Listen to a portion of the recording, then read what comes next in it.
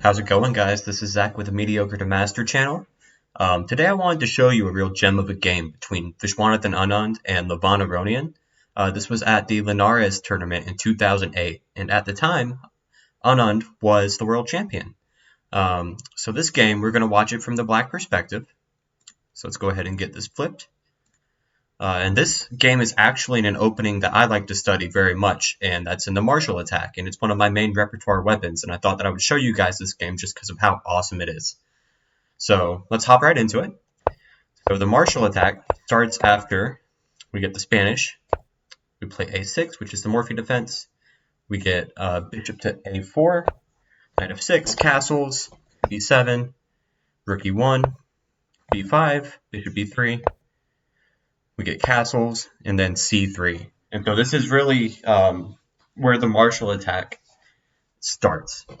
Because here, there are a couple of options that are called anti-martial moves that, white can use to avoid this sort of martial attack just because of how sharp it is of a position. And in the martial attack, the theory is so deep that it's believed that black is equalizing at the very least. So what we're looking at here is moves like potentially A4, white can play. White can also play a move like H3, which is a very useful move in Spanish structures, controlling the G4 square. But we don't have that in this game. Instead, Anand played C3, and that's where our martial attack begins. After the move C3, the martial is initiated by the move B5 by black. And what this says is it's a bid for central space. Black breaks with D5, and you have to do something about this as white, because already your E4 pawn's under attack. And this sort of central break, principally speaking, can't be allowed by white. And so white takes. We have knight takes d5, knight takes, rook takes. And here, there was a previous time when knight f6 was actually the main move. And it's funny because in the first game in this attack, that Marshall, for whom the attack is named, actually played knight f6 in the inaugural game against Capablanca, which Marshall then went on to lose.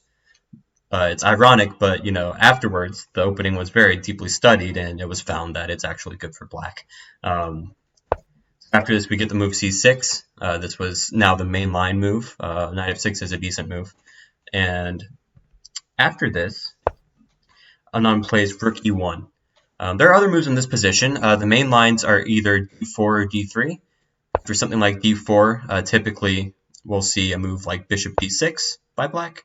We'll see rook e1. We'll see queen h4 by black. We'll see g3, queen h3, and this is a very, very good position already. We can see kind of the point of the martial attack. These light squares are very, very weak. And if black's not careful, moves like bishop b4 are coming. Black's going to connect their rooks. This bishop is eyeing down on these dark squares. Black's going to start marching his kingside pawns up the board. So this is a very good position for black. But we don't have any of this in the game. Instead, Anand chooses in this position to play rook e1, which is not as well known these days, but it's still a very decent move. Aronian goes ahead and plays bishop d6 anyway and says, hey, let me at this pawn. It's looking kind of juicy, right? And so Anand says, okay, I'm going to play g3, which is, a concession on the king side, but Anand at the same time is preventing this queen from deploying to h4, where it's often most comfortable. So after g3, we get rook e8 by Aronian, and what Aronian's preparing is to capture and play rook a7. And the irony here is that if you look at this, you say, wow, look at white's queenside pieces. This knight can't come anywhere. Oftentimes in these structures, when the knight isn't, let's say, on, or when the pawn isn't on c3, the knight can deploy to c3 himself and then come to e2. The knight can often go to d2 and then to f1 to kind of defend the dark squares in these positions. But with the martial attack, the whole point is that you sacrifice a pawn to get some play on the e-file and to get your pieces deployed to the king side. So after this move, we finally get d4 by Anand, taking a stake in the center, controlling these critical dark squares, and freeing up this bishop for development along the diagonal. Aronian captures, we get queen takes, and then we get rook a7. And, to the uninitiated, this might seem kind of ludicrous, right?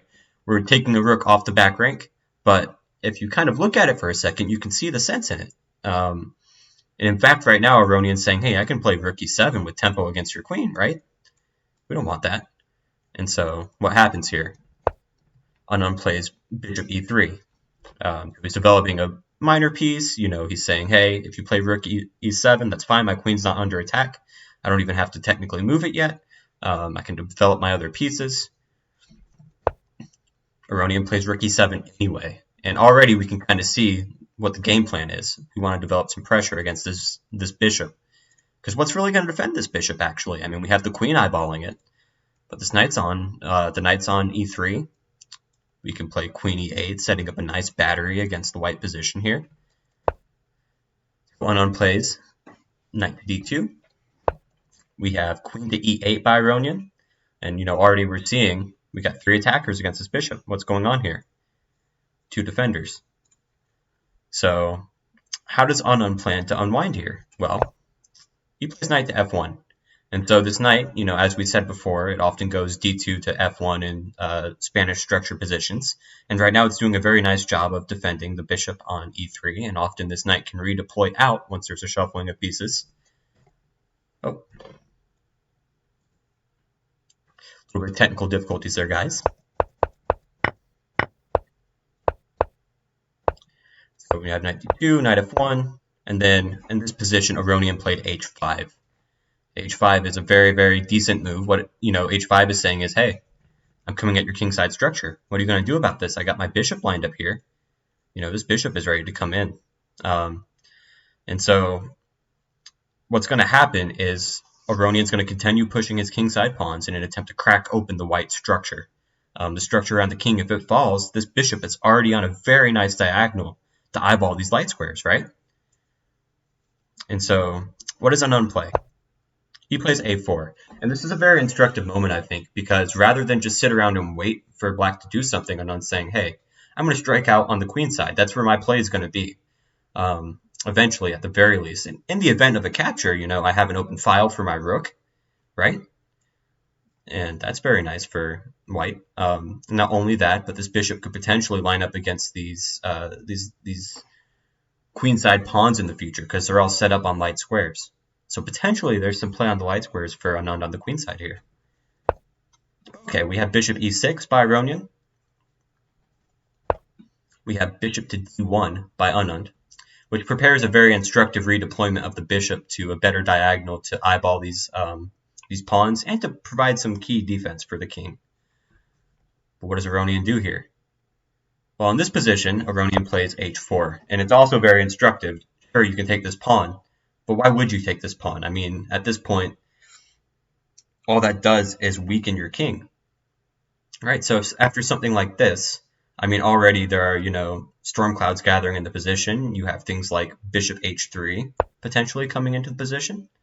And then potential sacrifices on e3 are definitely in the cards.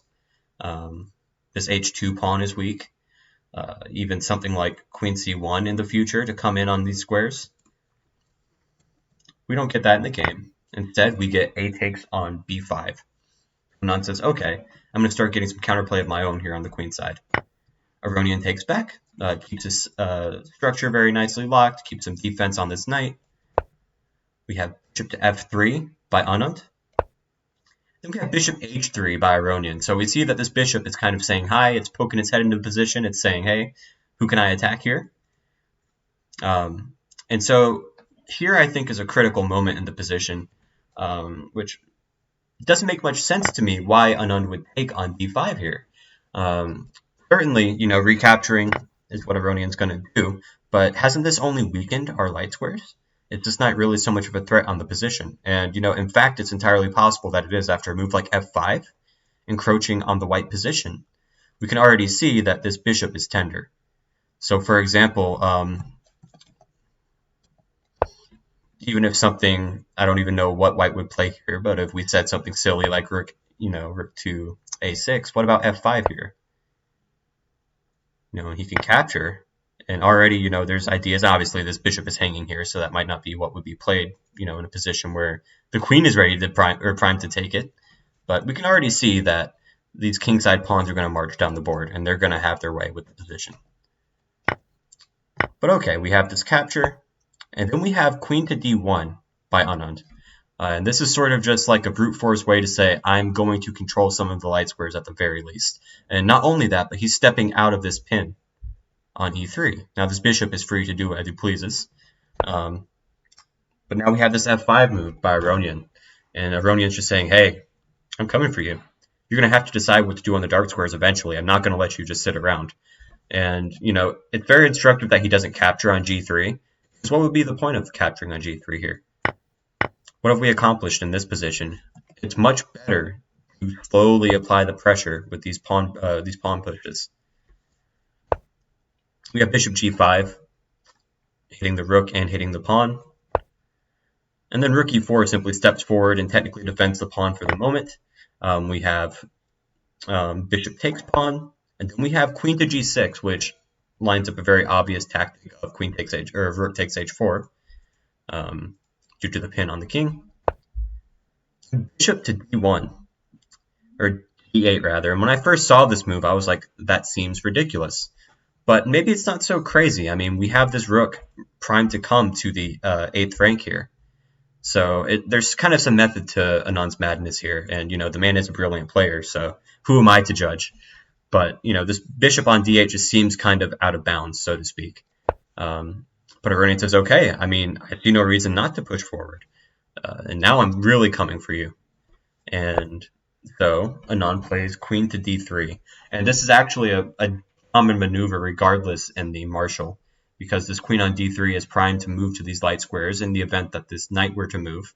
There are times that the queen can come back to f1 to defend the squares around the king. Aronian plays queen to h5, and at first this move looks kind of mysterious, but the truth is that he's coming in on e2. Regardless of what you do, my rook is coming in here. And okay, we have that sequence. We have knight to d2 and rook to e2. And now this rook is really having its way into the white position. And there's, you know, every piece for black here, notice, is doing something, is playing a part in the attack. There's even a pawn up there ready to come in on the white king. And what are these two pieces doing exactly? Sure, this rook is providing some nice defense of the back rank. But what is this bishop doing for the position? And the answer is absolutely nothing. And so we see the screws start to tighten after knight to f3. And this move has good intentions. This knight is ready to come to e5 or to g5. Potentially in the future, because notice that knight g5 is actually possible because of this bishop on d1, which is interesting. But if knight g5, you know, that hits the bishop, there's some possibilities there for white to gain some sort of counterplay. But I want you to stop here and think about what Aronian can do. There's a knockout blow in this position, and it's actually pretty simple to find once you know there's a knockout blow here. Maybe not so simple when you're sitting over the board and trying to figure out how to unwind your position. And the move is rook to e3. Simple fork when you look at it at first. And regardless of what you do, there's no real way to defend this knight. So Anand is actually obligated to take this rook. After f takes e3, we have queen takes f3. We have queen to c2. We have pawn takes, queen takes with check. All these are forcing moves. We have king to h1. This king is in a box. You know, he's kind of looking around trying to see where he's going to go. And the nice kind of finesse here from Aronian, bishop to f5.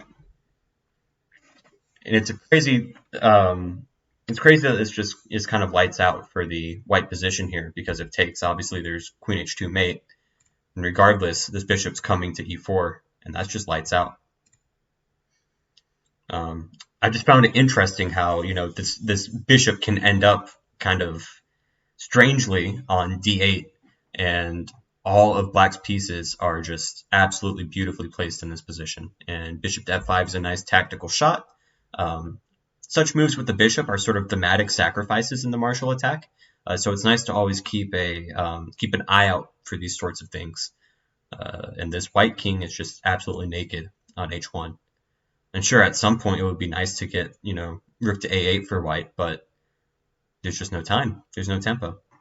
And so that was the game. I just wanted to show you guys because Aronian is a beast. And obviously Anand, 12th world champion, he's no one to laugh at either. But yeah, so thank you guys. Thanks for watching, and we will talk to you soon.